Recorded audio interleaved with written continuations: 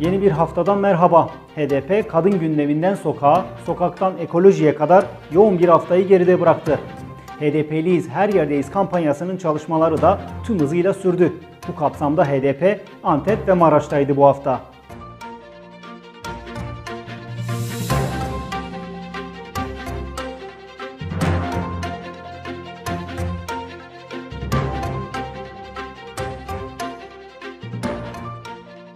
HDP mevki, makam, şan, şöhret, para, pul partisi değil.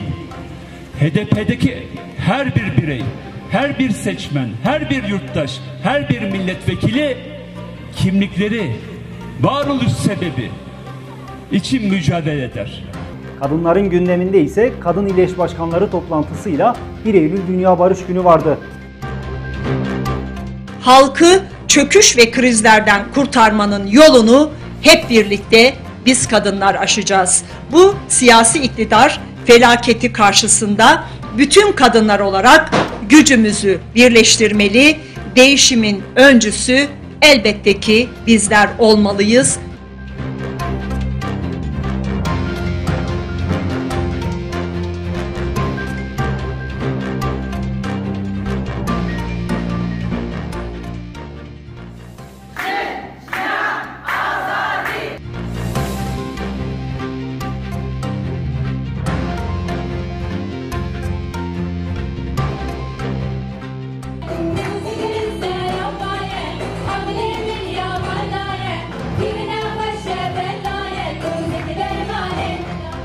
HDP'nin sokak gündeminde bu hafta toplantı ve paneller vardı. Bu kapsamda İl Eş Başkanları toplantısı, İslam'da hak ve adalet panelleri vardı. Bizim devletçi bir yenilenmeye değil, halkçı bir yönetim inşa etmeye ihtiyacımız var. HDP halkçı yönetimin inşasında temel güç olarak her türlü görevi ve sorumluluğu üstlenmeye hazırdır. Biz bu ülkeyi, bu memleketi bu karanlık güçlere teslim etmeyeceğiz.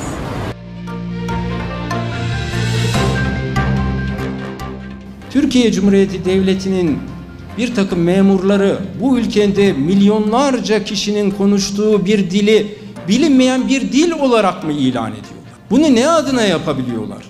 Böyle yapıldığı zaman İslam'daki hak, hukuk ve adalete göre bütün bunlara karşı çıkmamız gerekmez mi?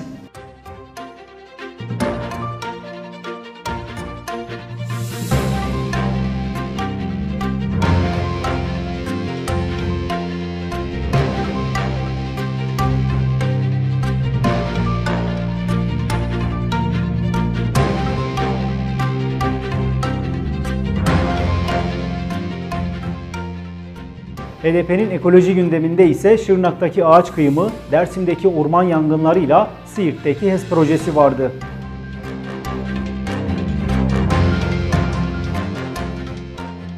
AKP-MHP ortaklığının hükümeti ormanlarımızı kesiyor.